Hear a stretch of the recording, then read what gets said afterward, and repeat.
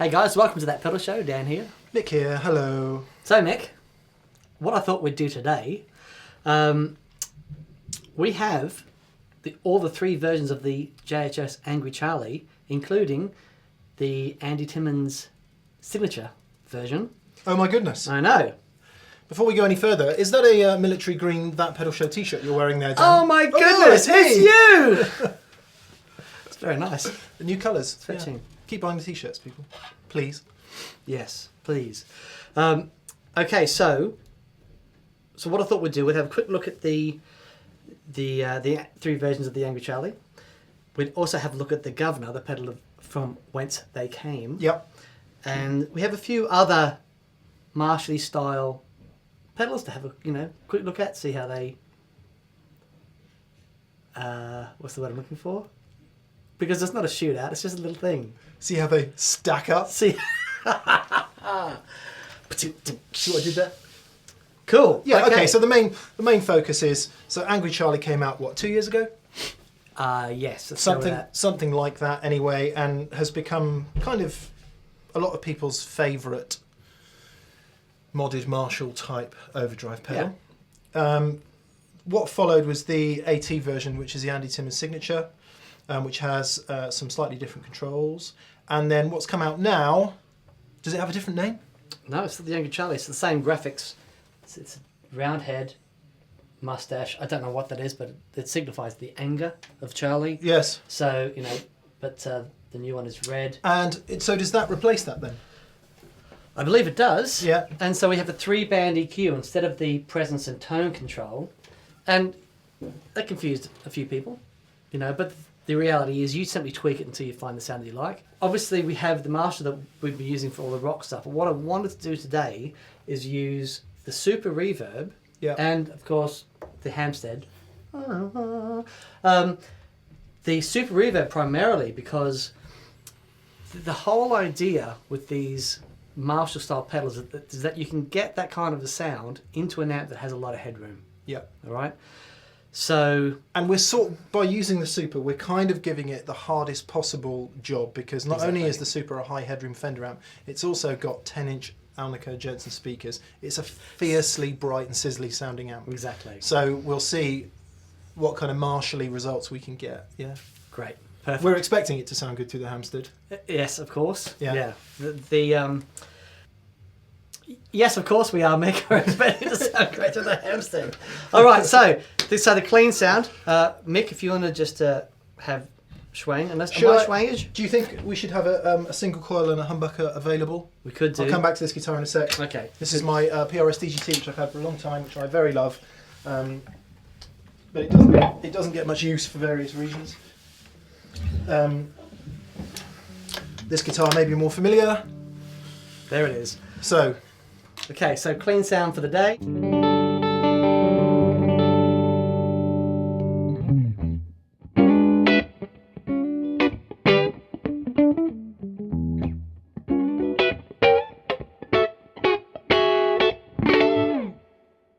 And with this guitar, press that one. Yep.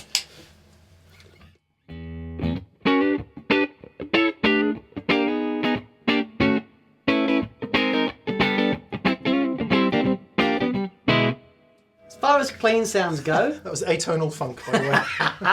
I love that band.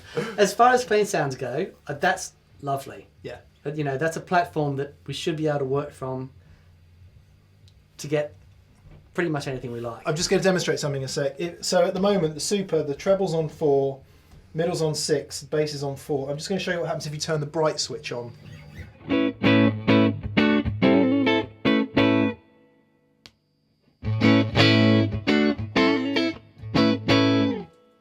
Now that can be quite advantageous for a nice clean sound, but we'll show you what it does in a minute when you turn Click on the El Granjo. Yeah. Okay, so original Angry Charlie, if you'd be so kind. Do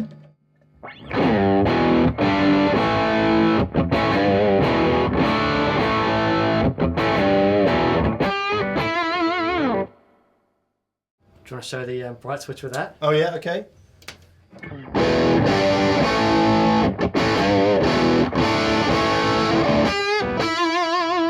Pleasing sound. sound.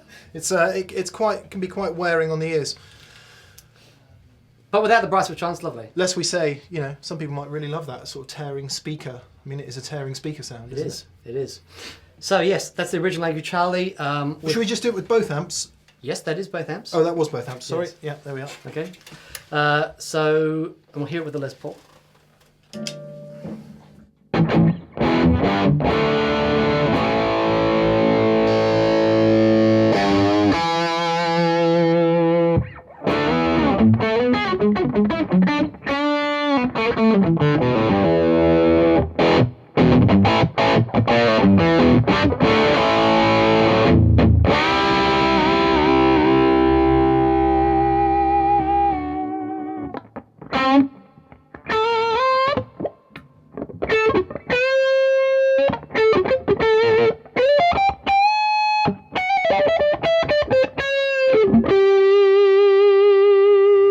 That was A-tone lead.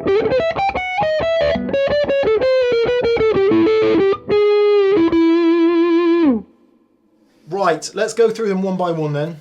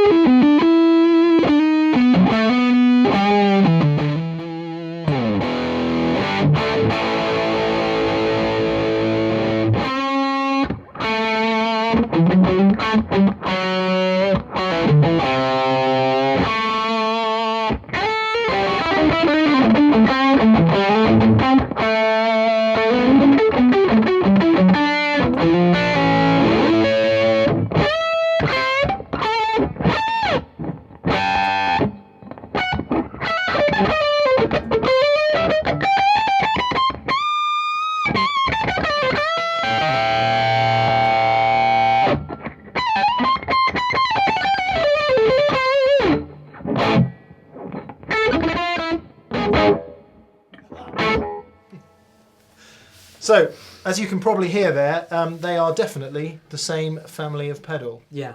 But it's quite interesting having a little tweakaroo. Mm-hmm. Have you done that before today? I have. And go on then, what were your thoughts on it? My thoughts on it are that you can, the new version here isn't as bright as the other two.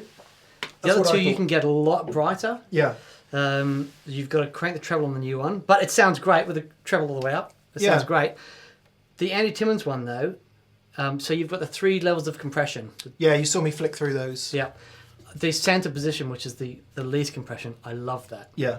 You know, it's kind of it's very dynamic, the most sort of headroom, so when you dig in, it allows the note to do what it wants to do. The others compress a little bit more, but that's the sound. Yeah, if you want, you'll notice that in the top position it was very, very compressed, and I had to turn the volume up very high in order to match the level of the other pedals. Mm. But killer. So do you know why they've done it with 3 band EQ? Just to make it less confusing, I guess. Mm. It does to me. Okay, it feels more like it veers back towards what I would expect from a more traditional distortion pedal. Well, if you remember, the Guv'nor Yeah. has the 3-band EQ. Yeah. You know, so I think it's harkening back to the days of yore Yes. when you know, to make it, you know, line up with the Marshall. But if we hear the Guv'nor, Well, I'm going to say we really ought to compare. We're going to compare these two now. yep. So Yep. the Guv'nor's in 8. In 8, right? okay. So as in full switch 8. Yep.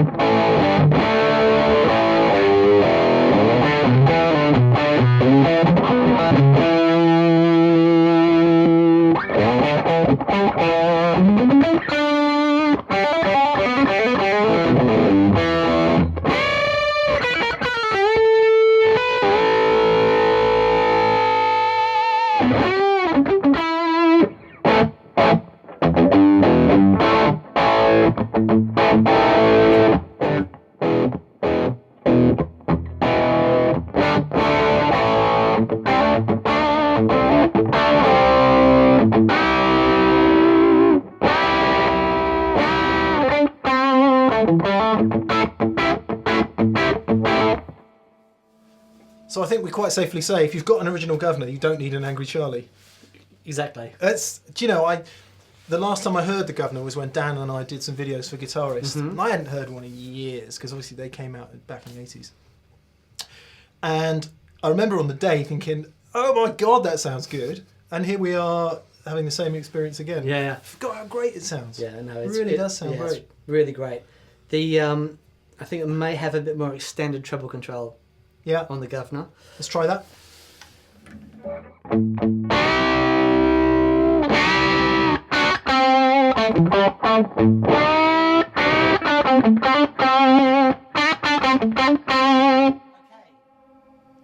Okay, so interestingly, when you turn the treble up, it can make it sound thin and harsh, whereas even with the treble all the way up, it doesn't actually let you go to those frequencies that make it sound awful.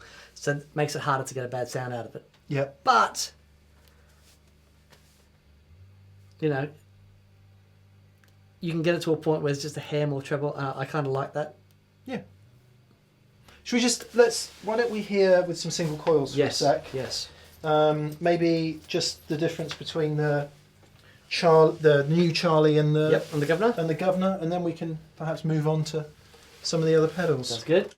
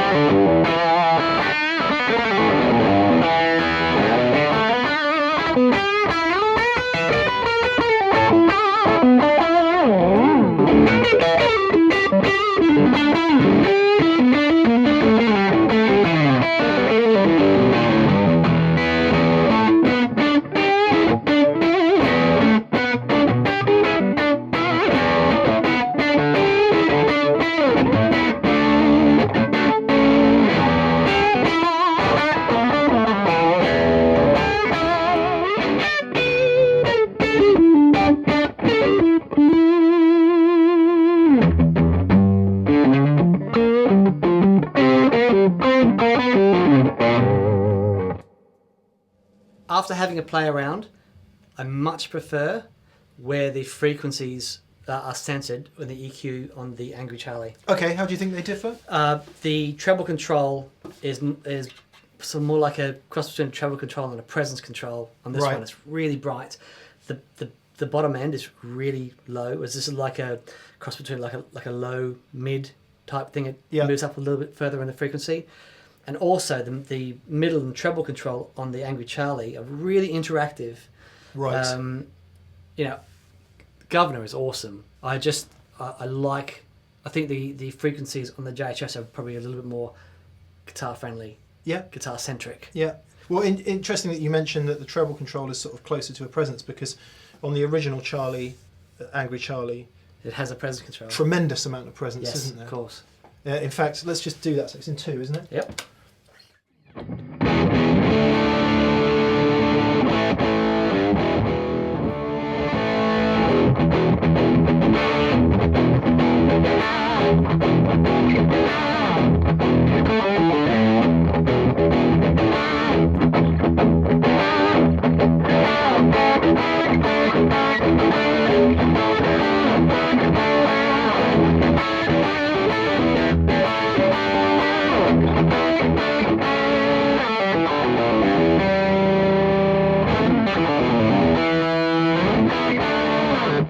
See, I can get that sound with the presence cranked. I can get that sound out of the Angry Charlie, but what I can't get is if I then turn the tone up as well, you get this, which is a bit... Just going to tune my... Trusty Steed. Poor old guitar hasn't been out of the gig bag in a few days. Okay, so original Angry Charlie.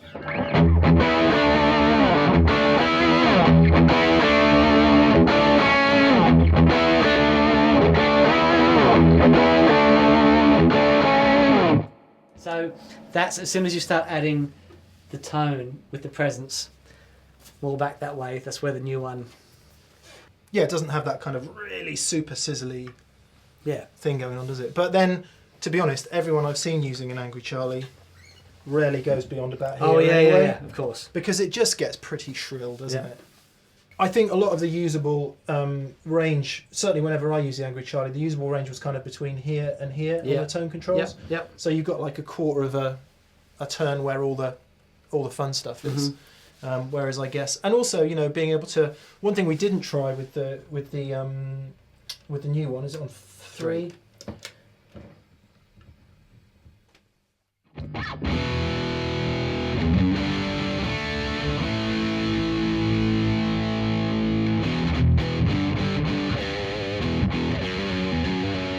All right. Yeah, play that.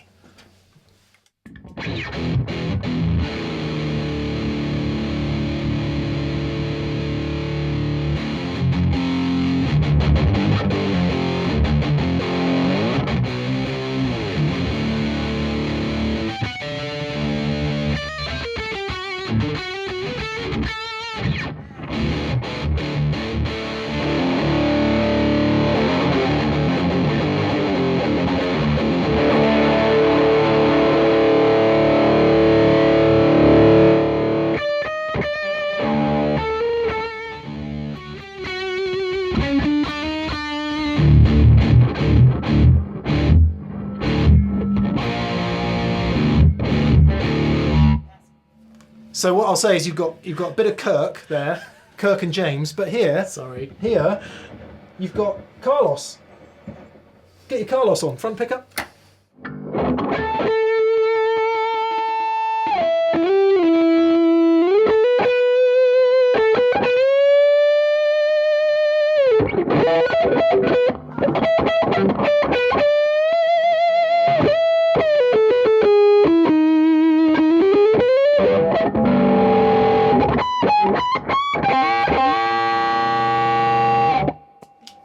Do some Carlos. I don't know how to do Carlos.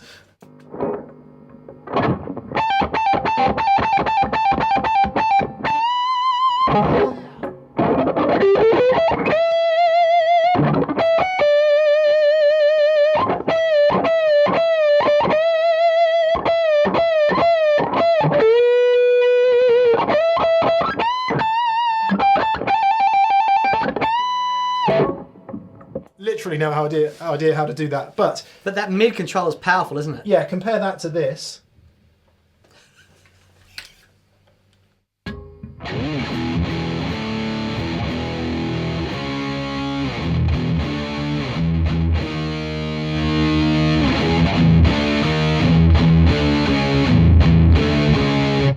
We have to stop doing That's metal that's stuff. enough metal. We really have to stop it. So I think what we've arrived at there is a pretty strong case to say how much more powerful that EQ Yep. in the 3-band is, because you've got so much more control over those Yep. mids. And they're centered in a really nice place, It's actually. really nice. Because you've got, you know, super scoopy, if that's what you like, classic rock, super mid-push, you know, singy, solo-y stuff. Let's try and do that with the original. That's right.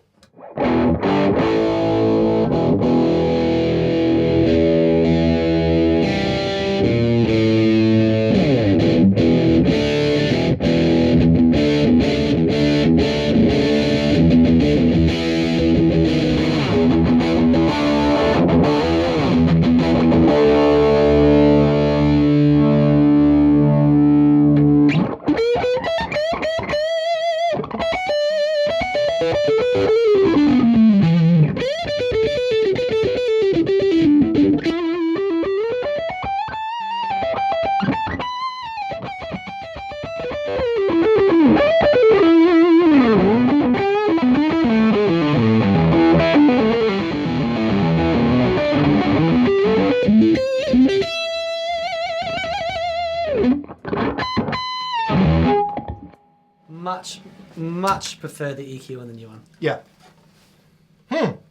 Very good. Okay, let's have a quick look at a few of the other things. Obviously, the Angry Charlie is meant to model a cranked JCM 800. So, you know, a couple of other... So I'm just smirking. I remember buying my first JCM 800. I was 17 years old. Right.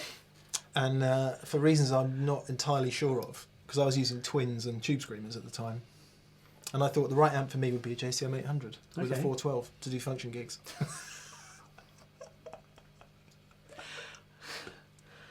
Just wondered why it didn't sound like the twins and the tube screamers. Sounded awesome, I bet it sounded awesome. Okay. What sort of songs were you playing then when you were? quite 17? a lot of funky.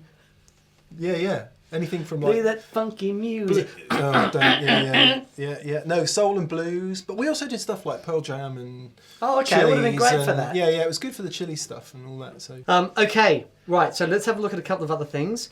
So, Plexi-Drive by Wampler. So, have some twang on this one. let's go for G this time, shall we? There's been a lot of E today.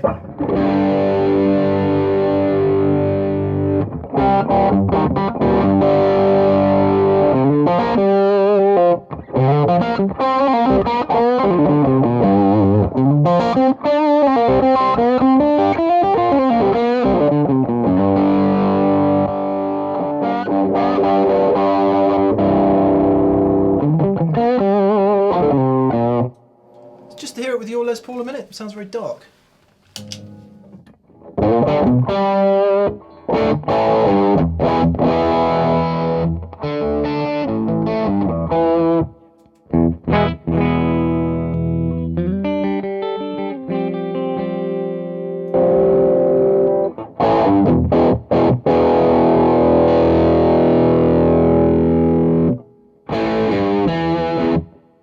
Just compare it to compare it to this Charlie for a second. Yep. Just to see where we are.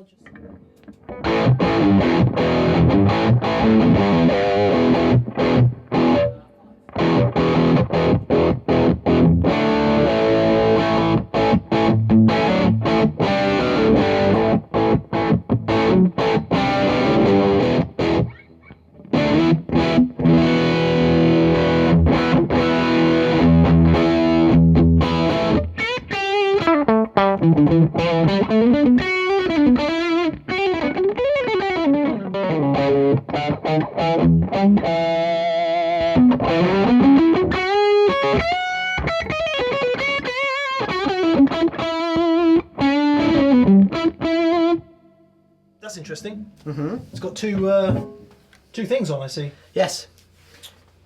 There's a post gain and a pre gain button. I got no idea what it does. So okay. I can cope with on and off. What now? I've got on, off, on, off. So, if you... Okay, this switches, so you've got two different options. You've got the gain, pre-EQ, and Oh, I the see. gain post Okay. EQ. Right. So, go on.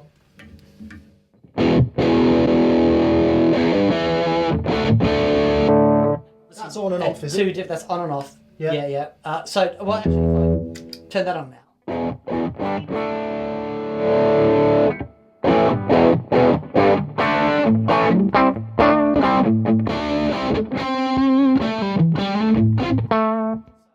You've got two sides. You've got a gain pre-EQ Yeah. and a gain post-EQ. Ooh. Yeah. So you can get that sizzling, and then you have an overall level. Yeah.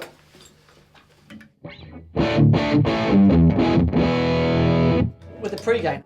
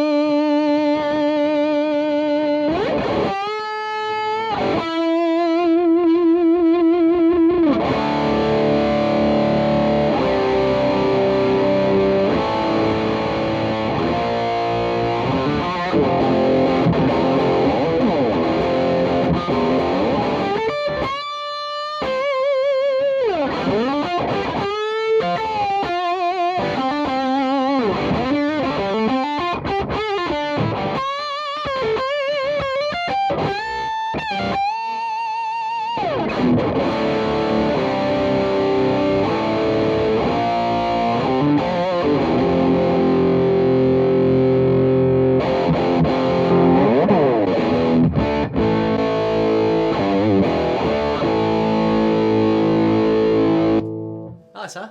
Oh my word!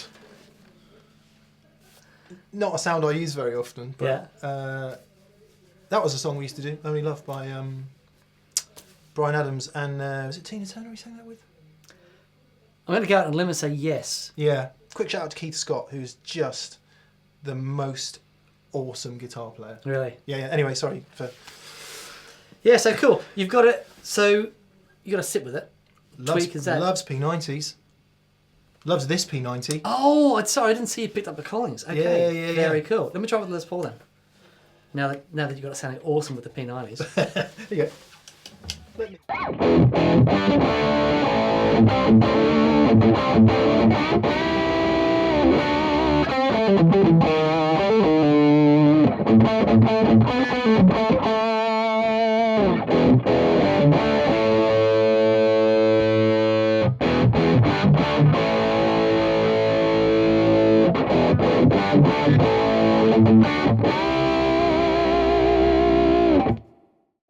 Like it. Great. You're not.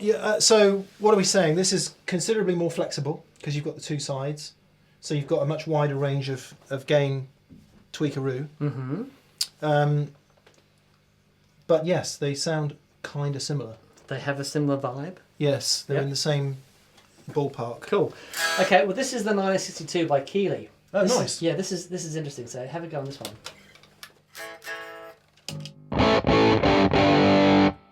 Straight off the bat there. That's much more gain than I ever thought that pedal would have. Oh, hello to Anmol Singh, by the way. Oh, yes. Anmol in India, who we chat with, he has one of these pedals and he was very excited to see this, us having a look at this today. So hopefully we can live up to your expectations, Anmol. Hello. All right.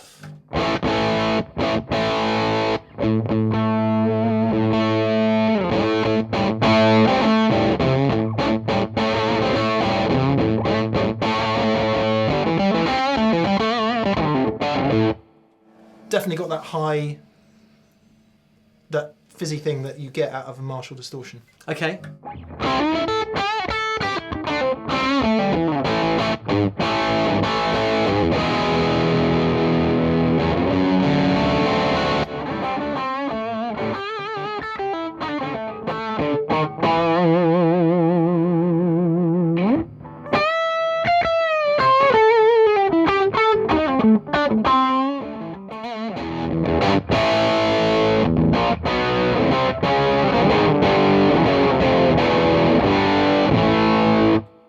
Hitting the guitar very hard today, Dan. Because you're rocking out with P90s, it's what you do. That's what it is. Yes. Let's humbuckers might be more appropriate for that.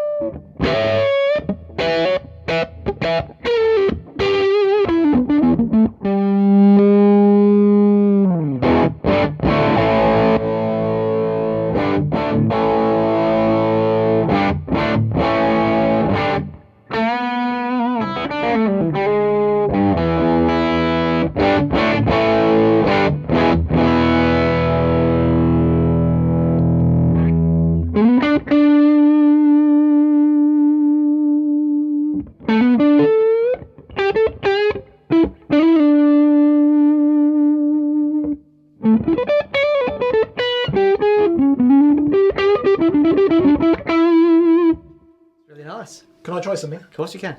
on that guitar? Yes, you can. Loads of reverb. There's the reverb.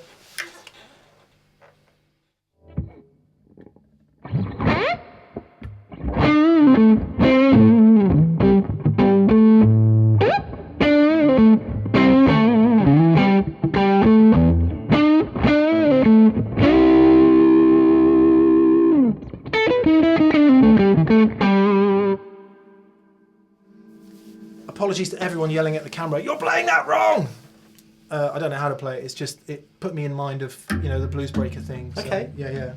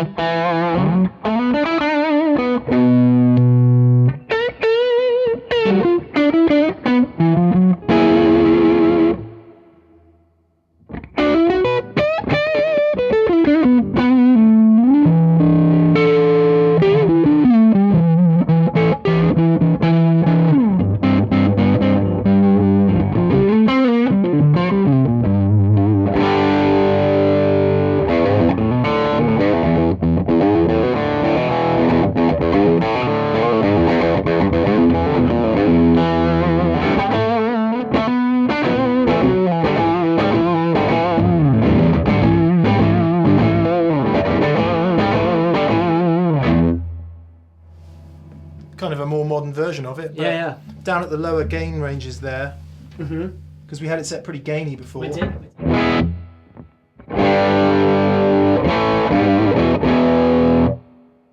It's nicer, isn't it? It's pretty good. Yeah, I mean, it's probably a bit smoother than a crank Bluesbreaker. Yeah. So he's got a switch on here that switches between KT66 and KT88s. I love that. So yeah, the KT88s obviously going to give you Higher headroom. Yeah. Yeah, the 66s was squashier. It's going to compress more. Yeah. You know. We're not, just to make the point, we're not very loud in here today. We're It's sensible. very, very comfortable. Yeah, below gig Woo! volume. Yeah, no, it's great. Yeah. And then, you know, quick look at the Carpe Diem as well. No, you sound great on that. That guitar is ace. Isn't it beautiful? It is a particularly fine. I've been looking for. I had a lot of people ask about the Les Paul, so I'm looking for a Les Paul for years, and then my very good friend Paul Stacey, I was over at his studio, and he said, "Oh, I hear you're looking for a Les Paul." I said, "Yes, I am." And so he has many Les Pauls, many of which they're all gorgeous. Les Pie? He has Les Pie. That's impressive. And I played a couple, and they're great. But then he hands me this thing, and he knew and I knew that I wasn't leaving without it. It just clicked. And funnily enough, this is the guitar that he played with the Black Crowes for a couple of years. And he bought it in the States. It has a set of OX4s from Mark down at Oxford, so low wind pickups, and they've been in there since the Crowes days. What's the name of that brand? OX4. OX4. OX4. Yeah. That I wasn't doing a deliberate product placement. I've genuinely never heard of him. Yeah. He, sort of dude down at Oxford makes a really fantastic low wind KF pickup. Sounds great. Yeah, so anyway, that's the Les Paul. It's a 58 Custom Shop reissue, by the way, from about 2002? 2002. Yeah. Nice and light. Actually, about the right weight. Yeah. Oh, let's not even go into it. Let's move on. Okay, and then finally, we have Carpe Diem.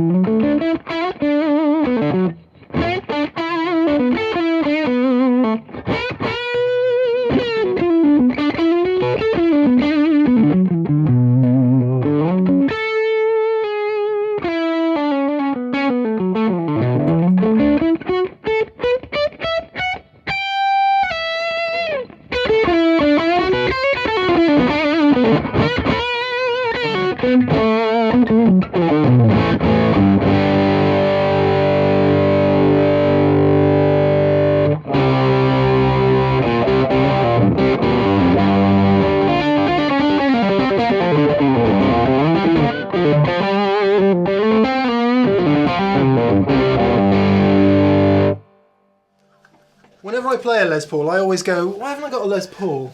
You sound very good, Les Paul. It really does sound... Oh, have that. There you go. Thank you very much. Otherwise, that's going to cost me loads of money. Yeah, so there you go. Hang on, let's just try it with a quick Oh, okay, yeah, quick yeah. strata. There you go.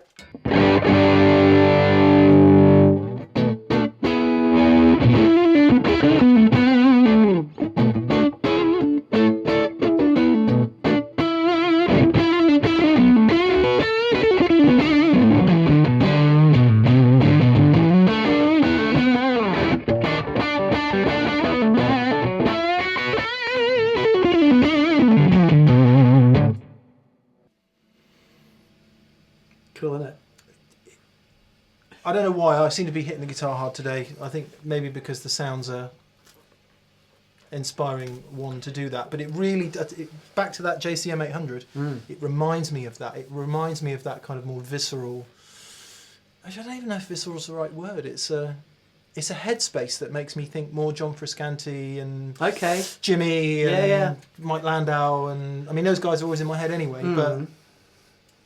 I don't know how to explain it. It's just something about what's happening here, because it's very different from what I'm used to, which is, tube screamers and Fender type amps. Really, more mid push, the more mid push thing. It works for you though. It does sound great when you have that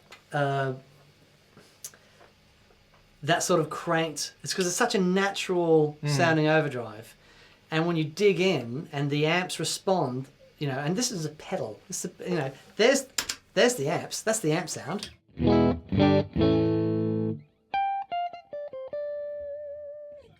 Oh, blimey, O'Reilly. Yeah. So was that the Carpe Diem? Yep. But anyway. Hello, is that the bank?